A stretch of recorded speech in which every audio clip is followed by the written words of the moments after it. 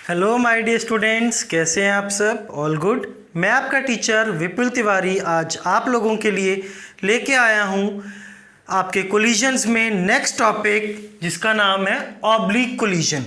Oblique collision होता क्या है आप पढ़ चुके हैं पहले भी। क्या था बच्चों ऑब्लिक कोलिजन? अगर line of impulse and line of motion same नहीं है, ये 2D और 3D कोलिजन्स होते हैं।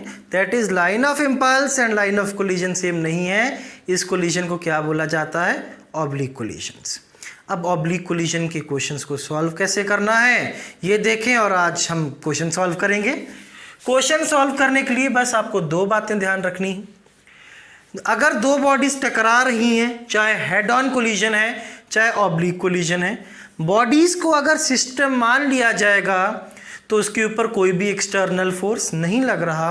अगर एक्सटर्नल फोर्स नहीं लग रहा तो momentum of the system will be conserved, और हर डायरेक्शन में कंजर्व होगा।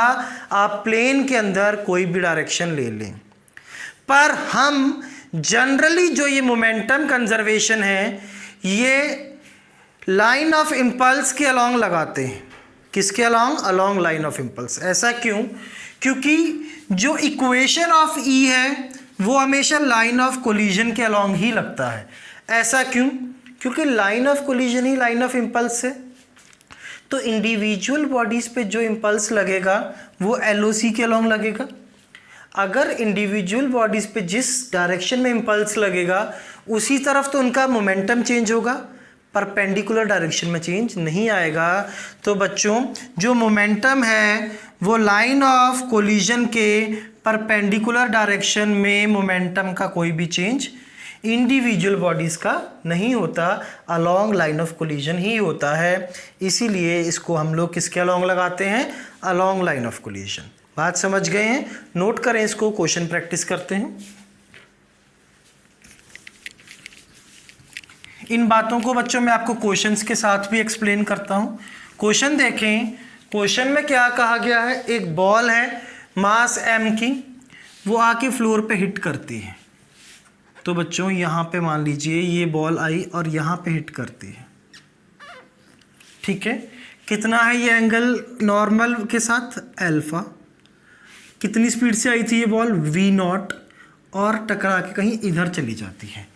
हमसे क्या पूछा गया है कि इसकी अगर फाइनल स्पीड है v' तो ये कितना होगा?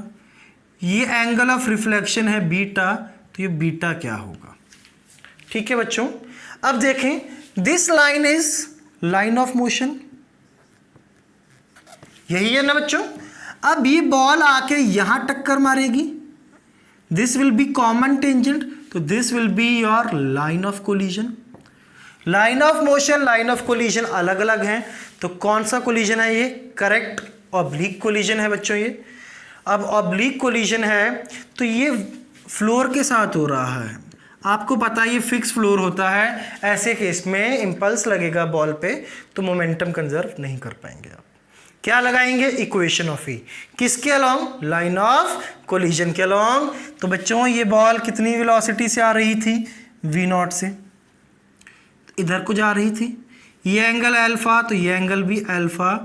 ये v0 था, इधर v0 का कौन सा कंपोनेंट? v0 cos alpha. इस तरफ कौन सा कंपोनेंट? v0 sin alpha. ठीक है। अब आपको पता है this is line of collision, line of impulse.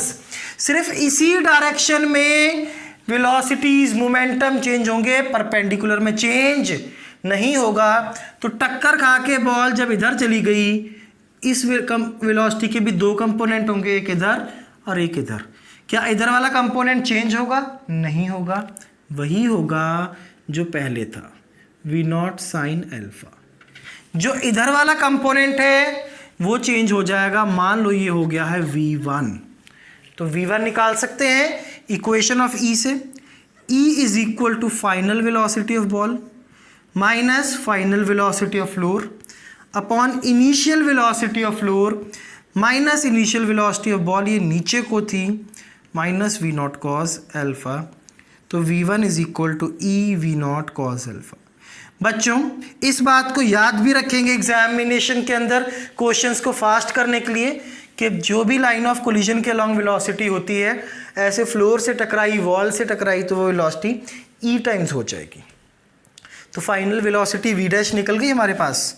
We dash is under root of v1 का स्क्वायर प्लस इसका स्क्वायर v0 साइन अल्फा का स्क्वायर। कितना आ जाएगा ये?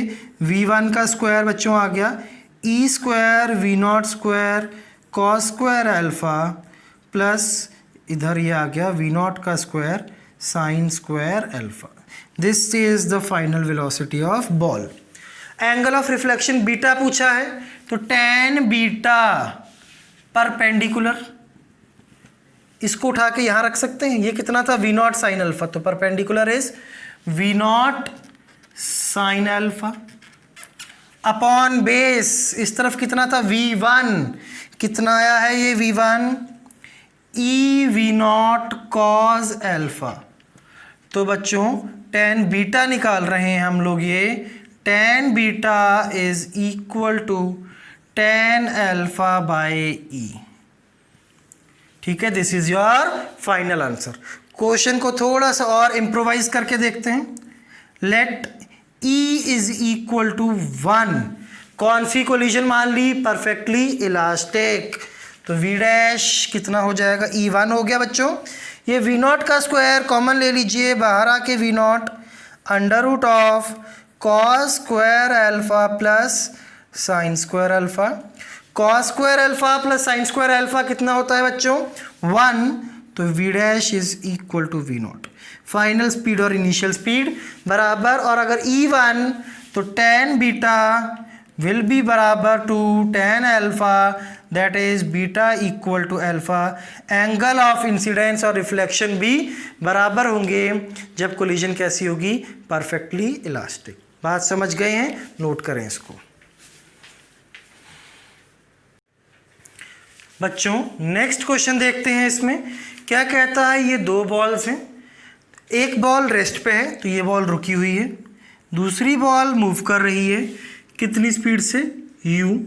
दोनों बॉल्स आइडेंटिकल हैं, मतलब दोनों का मास सेम है। ये ऐसे आ रही है, इसका जो सेंटर है इसके टॉप की लाइन में, इसका सेंटर इधर लाइन में है अभी। ठीक है, इनके बीच में कोलिजन हो गया। टक्कर के बाद कहता है कि प्रूव कर दो कि दोनों 90 डिग्री पे एक दूसरे से मूव करेंगे। ठीक है बच्चों, तो क्या करना है ऐसे क्वेश्चन में? देखें, एक तो हमेशा ऐसे क्वेश्चन में पहले दोनों बॉडीज को कोलाइड कराएं।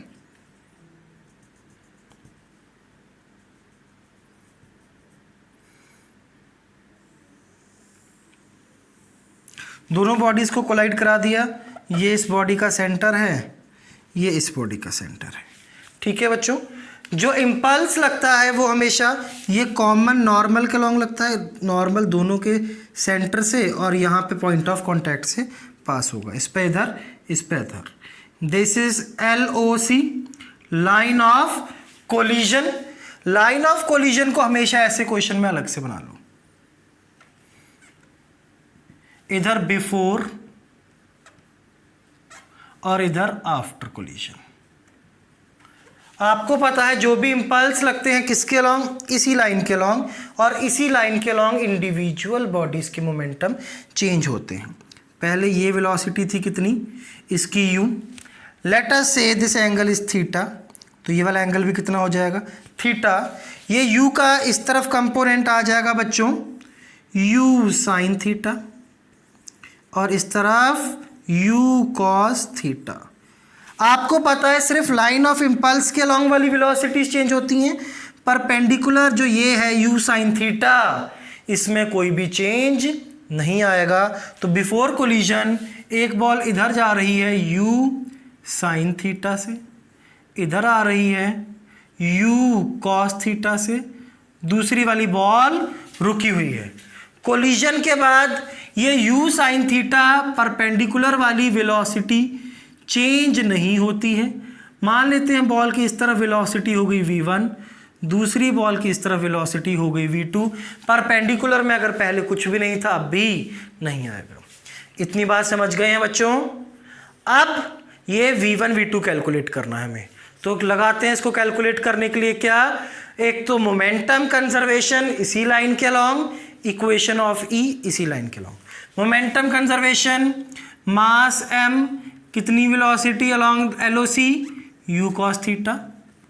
दूसरे का मोमेंटम 0, इसका mv1 और इसका mv2, m से m cancel, v1 plus v2 is equal to u cos theta. Equation number 1, E की इक्वेशन लगाओ बच्चों। आपको कौन सा कोलिजन दे रखा है, परफेक्टली इलास्टिक कोलिजन है। ई कितना है 1, E equal to 1 is equal to v2 minus v1 upon u1 कितना है u cos थीटा माइनस 0। तो प्यारे बच्चों v2 माइनस v1 कितना आ गया u cos theta. v2 plus v1 कितना था हमारे पास, u cos थीटा था। ये भी ऐड कर दीजिए, 2 times v2 is equal to 2u cos theta. तो v2 आ गया आपके पास u cos theta, v2 u cos theta निकल आया, वैल्यू रखें, v1 आ गया 0। क्या समझ में आता है इससे, v1 0 हो गया, पहली वाली बॉडी का इस तरफ वेलोसिटी 0 हो गया, उसके पास सिर्फ ये वेलोसिटी रही u sin थीटा। दूसरी वाली वेलोसिटी v2, दूसरी बॉडी कितनी आ गई u cos थीटा इस लाइन के लॉन्ग। तो साफ साफ आप देख सकते हैं दोनों बॉडीज एक दूसरे के परपेंडिकुलर चल रही हैं बच्चों। बात समझ में आ गई। इससे एक बड़ी इंटरेस्टिंग चीज निकल के आती है, क्या, अगर दो बॉडीज के बीच में परफेक्टली इलास्टिक ऑब्लिक कोलिजन होता है, E1 perfectly elastic oblique collision, तो ये लाइन ऑफ कोलिजन के अलॉन्ग वेलोसिटीज इंटरचेंज हो जाएंगी। देखें, इसकी वेलोसिटी 0 थी सेकंड की, अब फर्स्ट की 0 हो गई।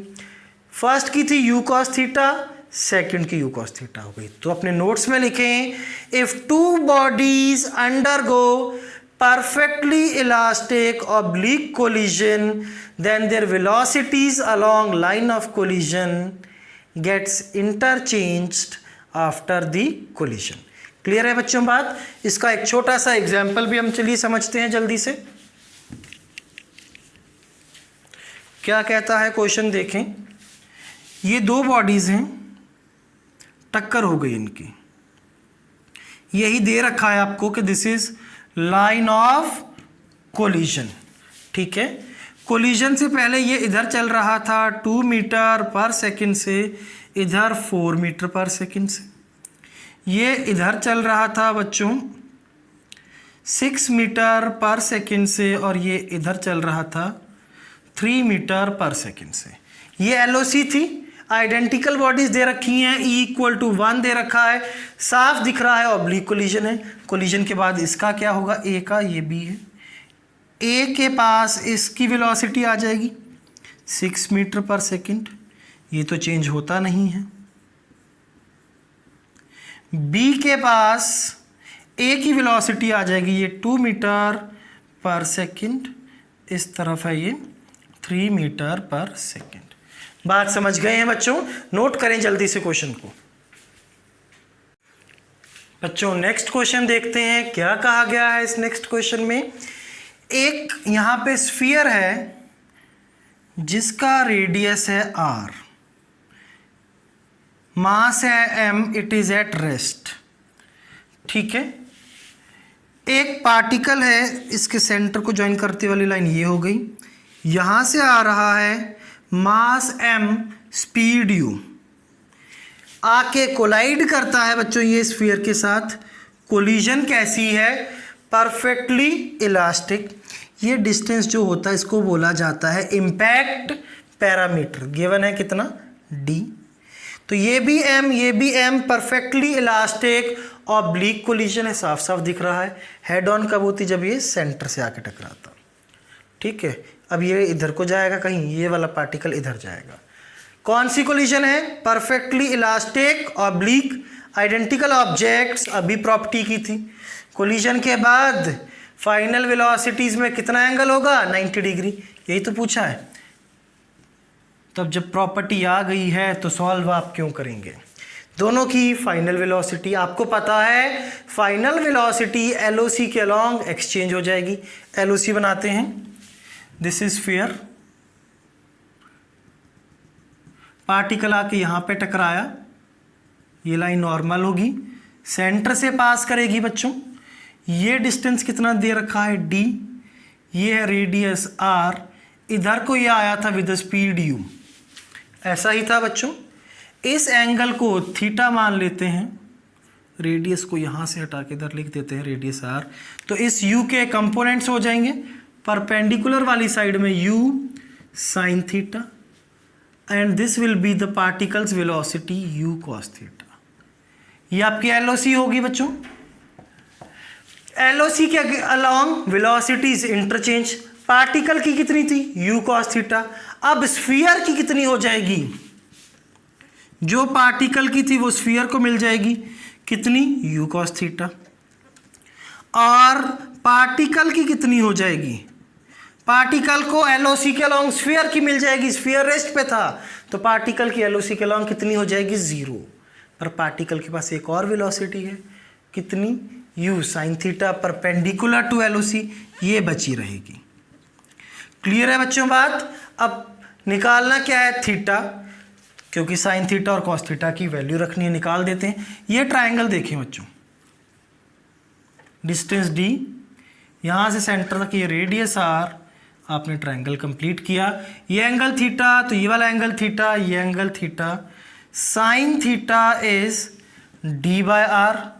तो बच्चों पाइथागोरस से cos theta is under root of r square minus d square by r।